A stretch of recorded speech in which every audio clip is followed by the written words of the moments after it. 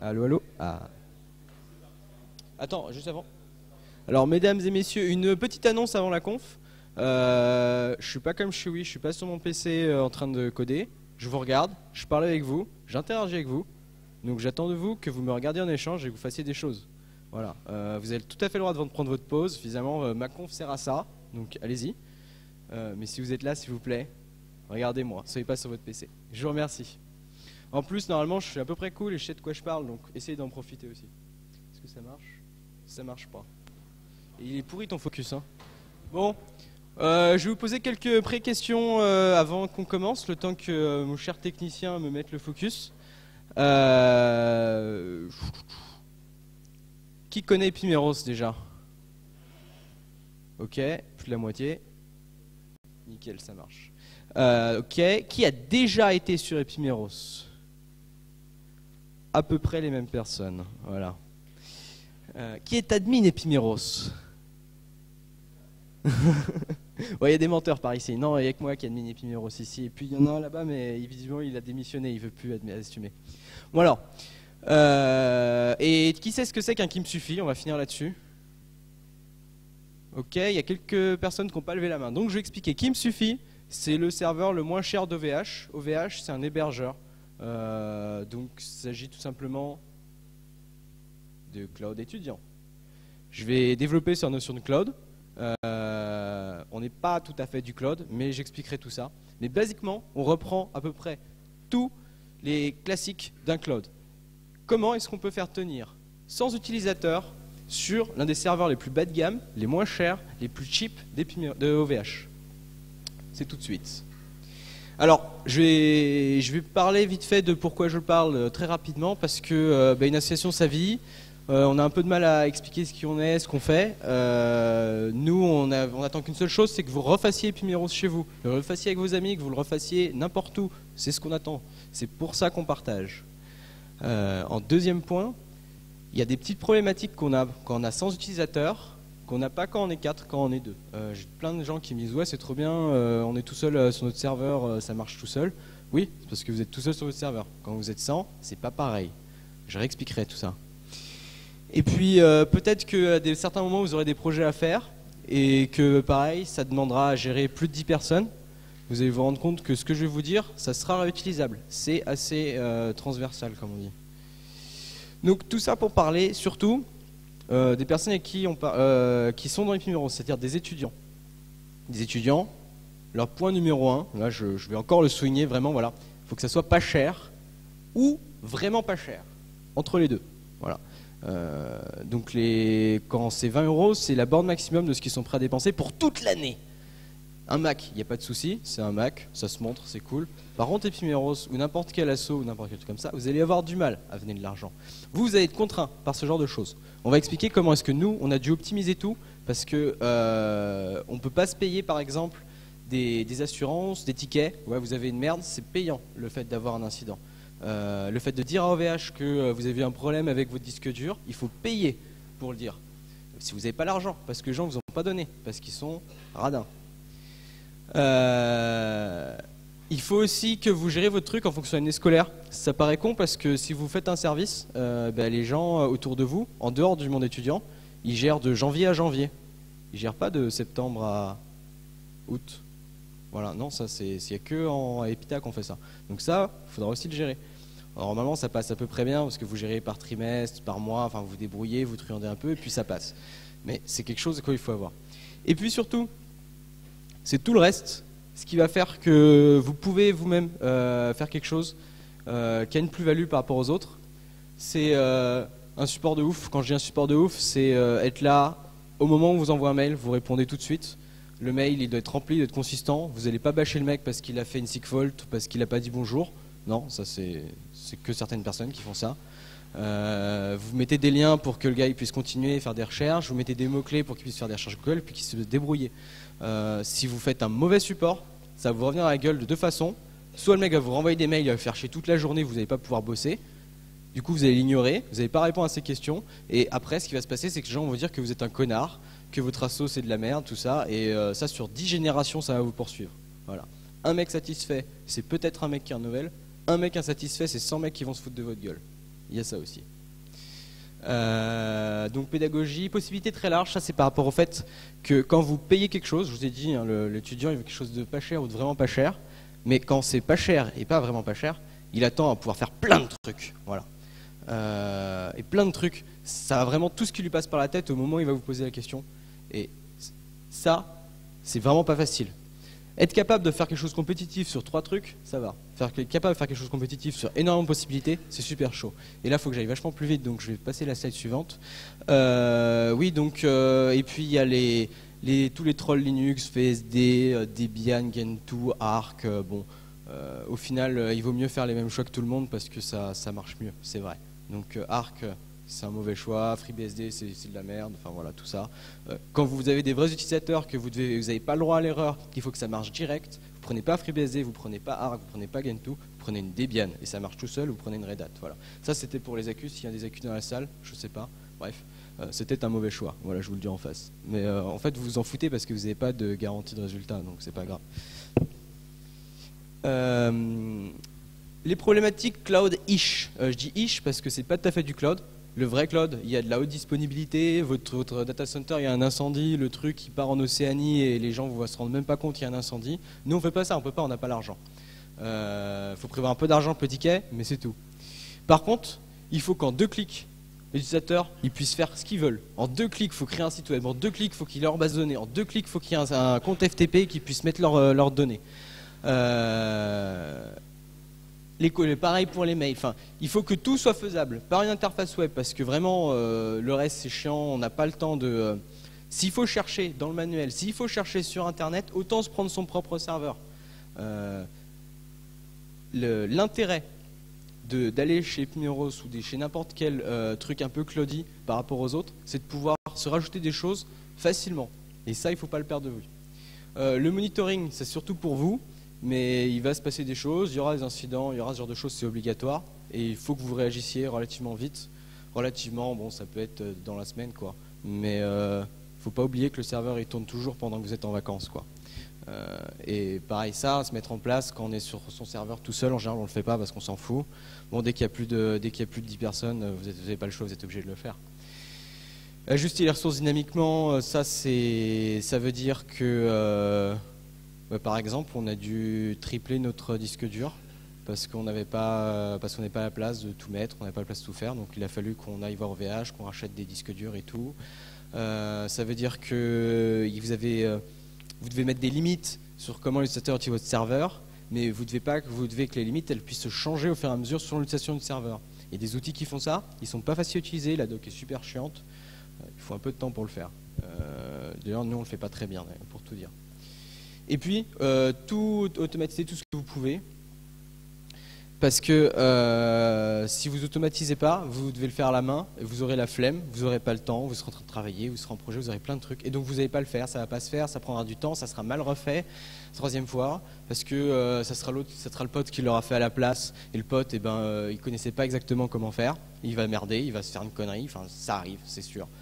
Bon, on est désolé, mais bon, au final, on a quand même merdé. Donc automatiser. Ça permet de ne pas merder, ça permet d'être reproductif, ça permet d'aller vite. Il faut tout automatiser, ce qui est courant.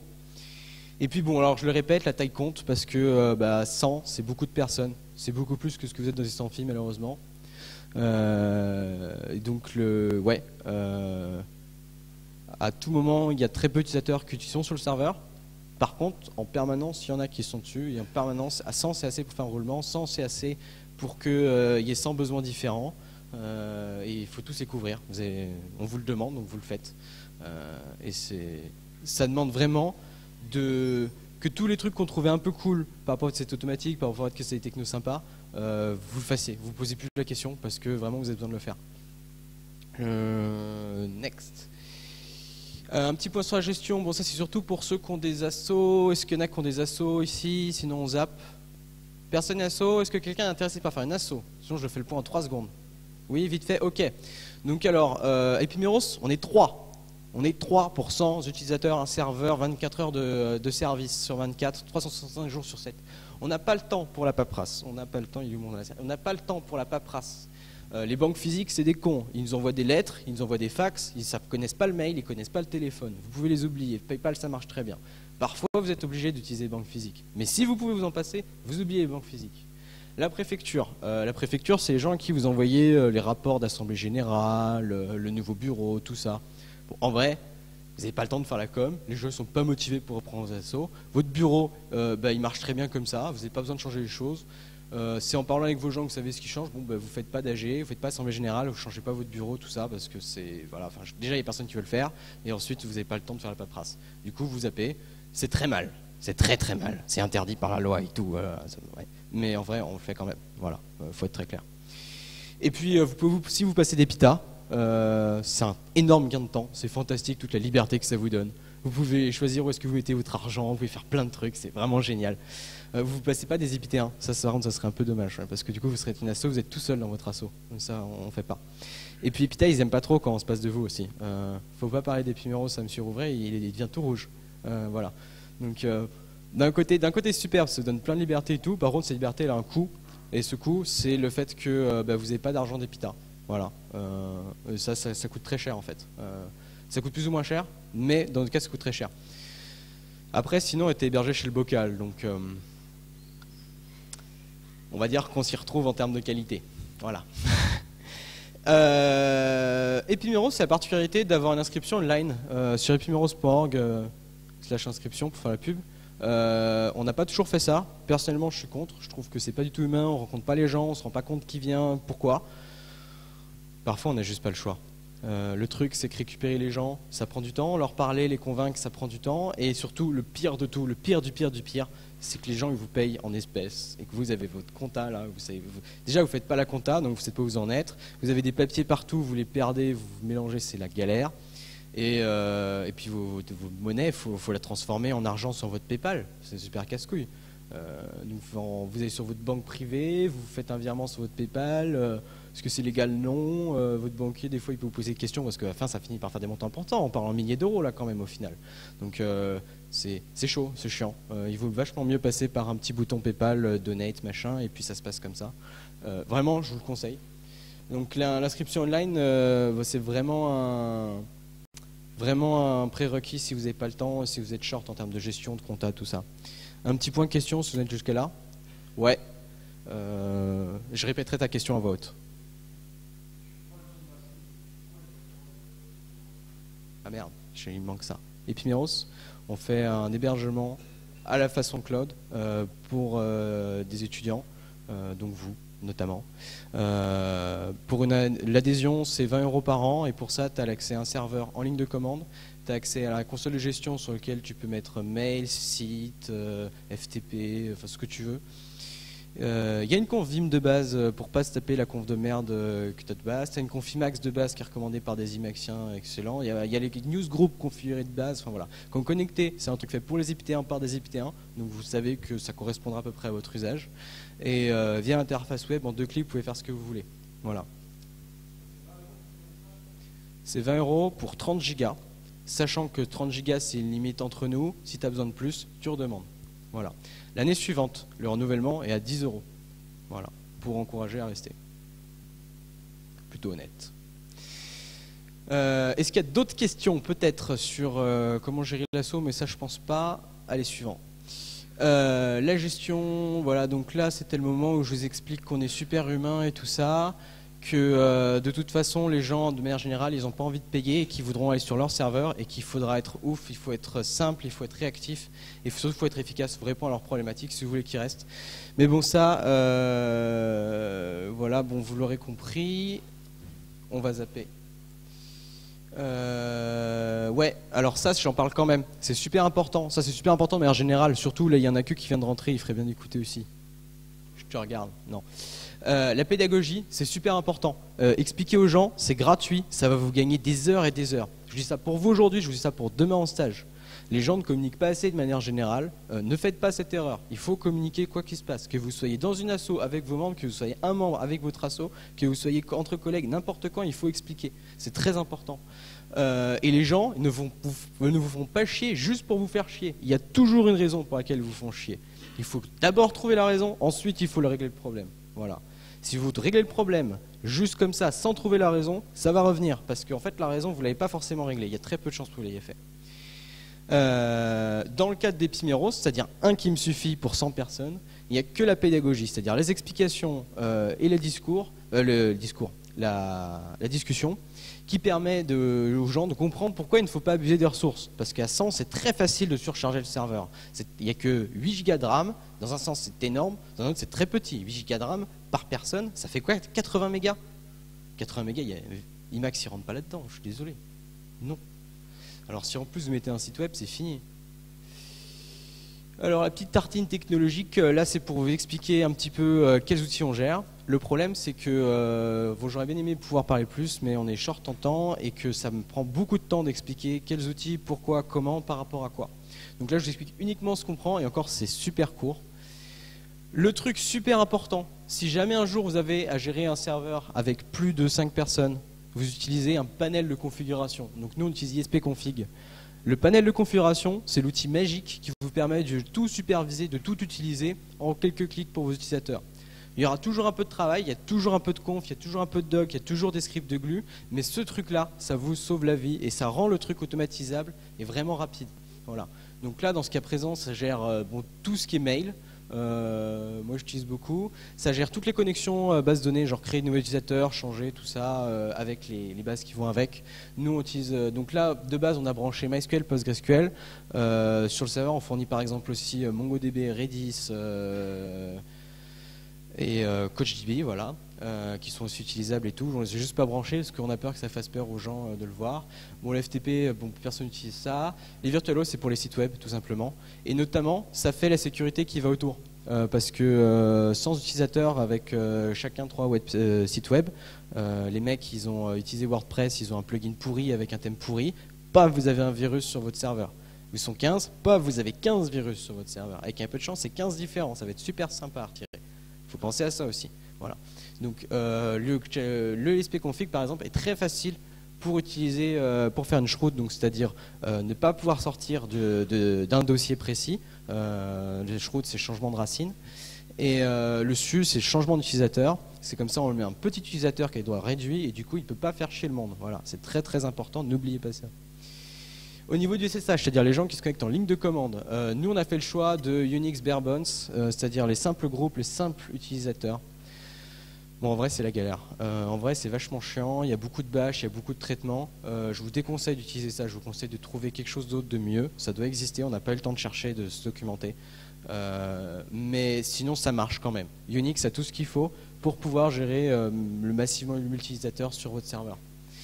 La question que vous devriez vous poser, c'est est-ce que vous utilisez des Access Control Lists? Les Access Control Lists, c'est par rapport à la gestion d'accès des fichiers.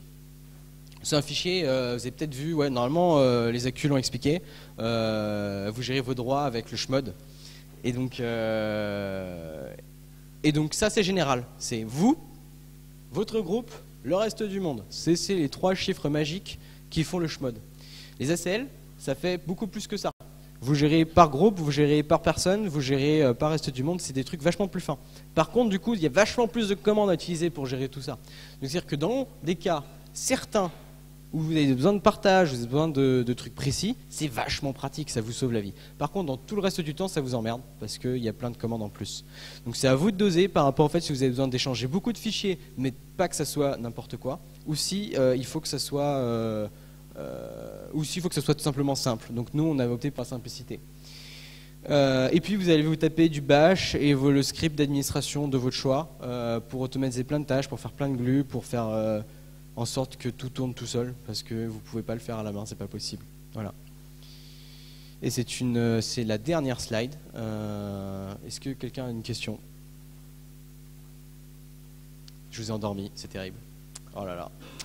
C'est le problème passé après chez Willy, hein, c'est qu'il rend les gens un peu endormis derrière. Ah oui, d'accord. Oui, question. Au-delà de faire une conf une fois dans l'année, est-ce que vous avez un blog ou quelque chose dans C'est gentil, c'est très flatteur. Je te remercie beaucoup. Je me sens... Sans être méchant, est-ce qu'il y a un... Non, sans être méchant, j'ai bien compris, ouais, genre, pas de souci. Est-ce qu'il y a un blog ou quelque chose comme ça où vous postez les résolutions de vos bugs et l'avancement de votre serveur? Enfin, si vous avez rencontré un problème, est-ce que on peut suivre Alors, votre déploiement? par rapport à la résolution des bugs, s'ils sont résolus, par rapport à l'avancement du serveur, il marche. Non, ça fait 4 ans en fait que le serveur tourne, à peu de choses près. Hein. Bon, il y a des modifications incrémentielles, mais franchement, il n'y a pas de besoin pour gérer ça parce qu'il n'y a pas de demande. Le jour où on aura 30 mecs qui nous le demandent, on le fera. Pour l'instant, on le fait en interne. Ça rentre aussi dans le fait qu'on n'a pas le temps. Tout comme tu remarquais très subtilement qu'on fait qu'une seule conf dans l'année, en fait on fait un peu plus que ça. C'est juste qu'on a à faire de la communication, ça demande énormément d'énergie. Et entre l'engin et la vie à côté, là en ce moment on a eu du mal. Ouais. Par rapport au fait, tu avais un dernier point dans ta question. Le fait, est-ce qu'on avait un blog? Voilà. On n'a pas un blog, on a un wiki. Qui est à jour au niveau des procédures. Les procédures marchent. Par contre, il n'y a pas toutes les procédures qu'il faudrait. Encore une fois, ça prend le temps de les rédiger. Voilà. Donc, si tu veux nous aider à rédiger, on a fait un wiki pour que ce soit collaboratif. Il se trouve qu'il n'y a que nous qui le remplissons, mais on est toujours ouvert aux suggestions. Pareil, si tu as des questions, si tu as des demandes, on est complètement ouvert. On est prêt à rajouter plein de trucs. Nous, on kiffe rendre service aux gens, on kiffe rajouter des services. Vraiment, on aime ça. On est là pour ça. Voilà. Oui.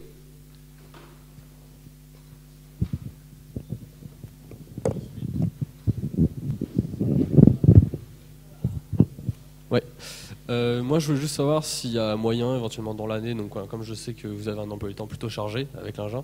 Ça va se calmer en janvier, je précise. Ok, voilà. Donc voilà. s'il y a moyen, donc en janvier par exemple, de, je sais pas, vous essayer de vous rencontrer, discuter un petit peu sur Pimeros, parce que moi, personnellement, je suis assez intéressé. Essayer d'avancer, essayer de filer un coup de main, essayer aussi d'apprendre de mon côté aussi, parce que. Mais avec grand plaisir. Nous, on est à fond pour. On avait fait une séance de formation à une époque, on avait une série de petits trucs le vendredi soir pour former les gens sur la programmation système, sur le bash, sur plein de trucs. Sauf que personne n'est venu, donc on a arrêté parce que voilà. Mais nous on est à fond pour faire des trucs, on est à fond pour faire formation, on est à fond pour le partage. Moi je suis développeur web full stack, je kiffe et je suis prêt à montrer plein de trucs, plein de techno ici, c'est un grand plaisir. On est là pour partager. Voilà. Donc okay. Oui et encore oui. Ok. Super. Autre chose peut-être? C'est pour ça. Alors je vous remercie de votre attention. J'espère que j'ai pas été un peu trop chiant. Je remercie bien sûr beaucoup Gconf pour l'organisation. C'est super ce qu'ils font. Cette année il y a un Gconf de malade. Vraiment c'est l'un des meilleurs Gconf que j'ai vu. Hein? L'année dernière non, pas aussi bien. Pas aussi bien. Franchement pas. Et bien sûr merci à nos membres. Donc là par exemple en ce moment. Là, en ce moment, on est 40, et donc, ouais, normalement, à la fin de l'année, d'ici la fin de l'année, on aura réatteint les 100 encore une fois. Et en fait, ce qui se passe tous les ans, c'est qu'à la fin de l'année, on descend à peu près à 35, puis après, on remonte à 100, fin de l'année. Bon, j'ai beaucoup parlé des Pimeros. En fait, à la base, je voulais plus faire quelque chose de transversal, mais j'ai pas réussi, je suis désolé. Mais en tout cas, je vous remercie de votre attention.